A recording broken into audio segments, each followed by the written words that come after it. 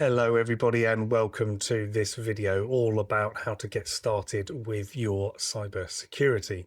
So what we wanted to do with this video is to talk about why on the face of it cybersecurity and taking care of that internally, if you're not doing so much of it at the moment, might feel like an impossible task. It might feel like a big thing to do and like how on earth do I get started? Me and Paul have been talking a number of times about this, and actually there are some simple steps that we can make. So we thought what we need to do is make another video to share some of the things that we've been talking about so that you can hopefully get started in a more manageable way. So before we get started, who are we? My name is Simon Batchelor. I'm a marketing strategy consultant from Pallant, and we help work with manufacturing, engineering, IT companies to help them get their lead generation sorted, fill up their pipelines, and also connect with people beyond their existing networks. So Paul, do you want to give us a quick intro?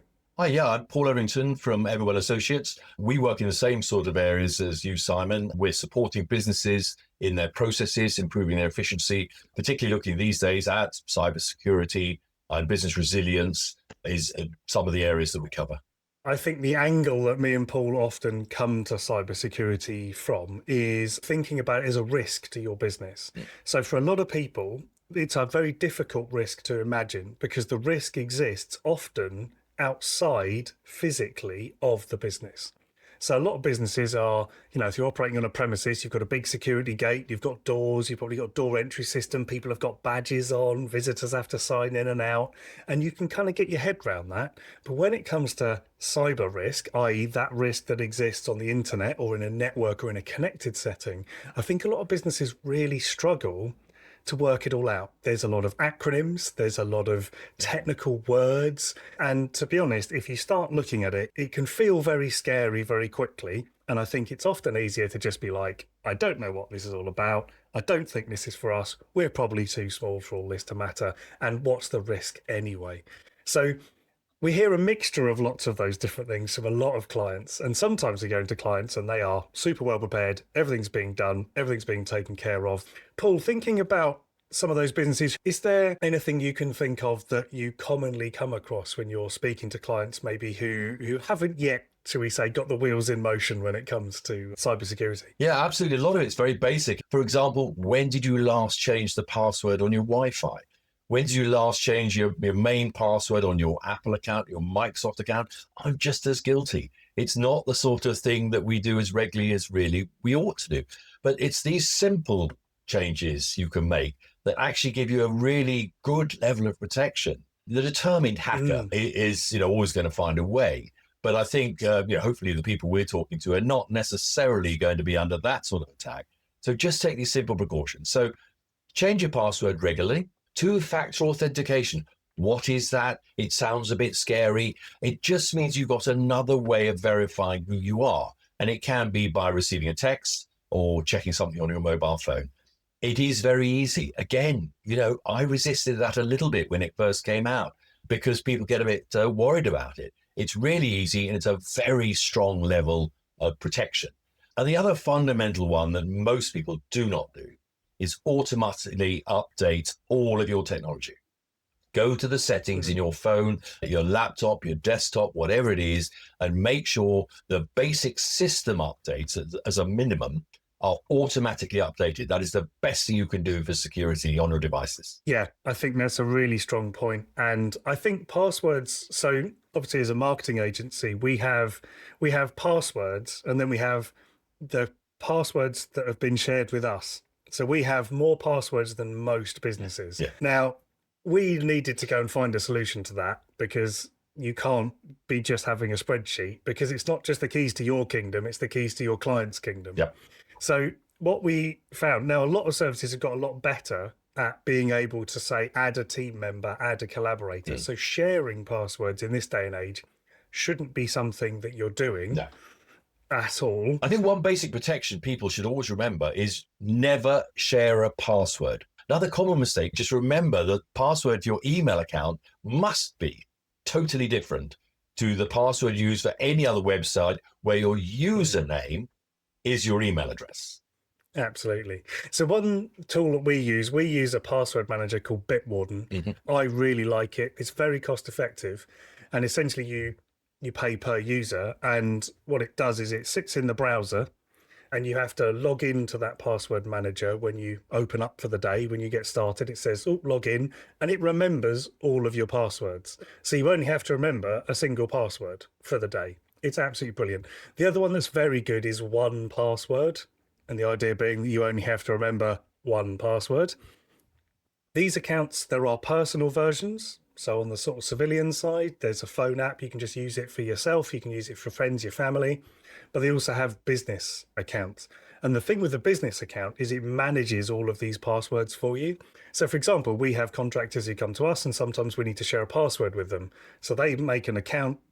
We then share the passwords with them securely so they can access the systems. And then when they finish working with us, we just turn that off and all those passwords come back. So it's a really good system. And then what this means is that we essentially don't have to worry about remembering passwords. And it means we can use like random letters and numbers that it generates automatically. So when you sign up for a website, it just says, oh, I've made a password for you. You just click go and it just sticks this 20-character random string of numbers and letters and unpronounceable, unshareable in. I don't know any of my passwords. I always say if I know the password, it's not a password. Yeah. But yes, it's very good advice to say, look, you don't need to be afraid of using a password that you don't know. Or is this it's a bit long? You've got to type it in. Don't put your passwords in your contacts or in your written address book. Apart or from an Excel else, spreadsheet. Oh, yeah, exactly, Excel spreadsheet. Apart from anything else, you then start to forget which one's which, and is that the latest one, and this sort of thing. Now, use the password managers. And you mentioned Bitwarden. So yes, probably another golden rule I'd say is don't select your own password. Let one of these devices select it for you. Yeah. Again, I think if you know it and you can work it out, then an AI can know it and work it out. Yeah. It's the passwords that you use to get into the password manager. People often say, oh yeah, but what if someone finds that out, or what if someone guesses that? Well, the answer to that is to use one of these little things. Now this is called a YubiKey. I'll show you there. So it's a little USB-C. They also do USB-A for those PC users amongst you. And basically what you do is you slot it into the computer when you log in, and the password manager then says, okay, thanks for the password, Simon. To prove you're Simon, do you have the key? Do you actually have the physical key with you? And I have to put this into the computer, and I just tap the little gold button, and it says, yeah, you are who you say you are. And that little level of security, particularly as the business owner, I would recommend you get it. I would personally recommend you get it for all staff, but we'll come on to that in a different video for why that's important. But basically, it might seem expensive now, but ultimately, these things here are absolutely brilliant at proving that you are who you say you are. And it just makes sure that we're in control of all of that data, because that is business critical data. You wouldn't just say, oh, we're just going to leave the office open tonight because, someone's forgotten the key. You would take steps to mitigate that risk. Well, if you're not using a password manager, it's as good as leaving the office unlocked. Yeah. But people just don't seem to kind of link those two risks together, and just putting in those little hurdles that someone has to jump over, i.e. the password isn't just the same for everybody, or everyone's sharing the same password or login, actually means that you're just not a really attractive risk to. I think that's the key someone point. who's looking to attack. It's the key point, Simon, isn't it? Is that actually people looking at this might be thinking, oh, that key, I mean, that's too, what if I haven't got the key with me? Oh, it's too expensive. Just start. If you just sort of reflect on what we've said, just start doing something. It doesn't even need to cost you any money to start doing that, because every change you make is going to bring a benefit to your peace of mind, but to your company. So, review your passwords, change those, use a password manager. Just do that now. But it also encourages you into the right mindset where you start to be more aware of where the risks are, which is a good thing. And then depending on your business, it may well be appropriate to get, a key like the one Simon shown there. But please don't let money or scary stuff put you off. Just start now. Yeah. Do the updates on your computer. It's a very quick setting to make. Yeah. Change your password. Yeah. Again, really, really easy. Use password managers. and then to review all that and then gradually improve more and more as much as you can. And if you're thinking, do you know what, I'm not a technical person, I've got no idea how all this works. If you're using an IT firm, which you probably would be at that point, if you're getting to that stage where you don't know all about the IT, then just have a conversation with your IT provider and say, look, we want to implement a password manager across the system.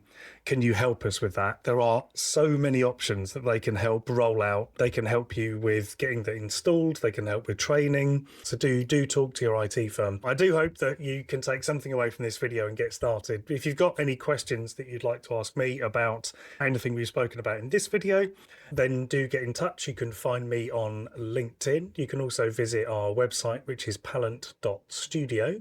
And Paul, if people would like to get in touch with you about anything that you can help them with, where can they get in touch with you? They can find me on LinkedIn, Paul Everington, or visit our website at everworld.associates. Thanks everybody for listening and watching, and we'll see you next time. Thanks so much. See you soon.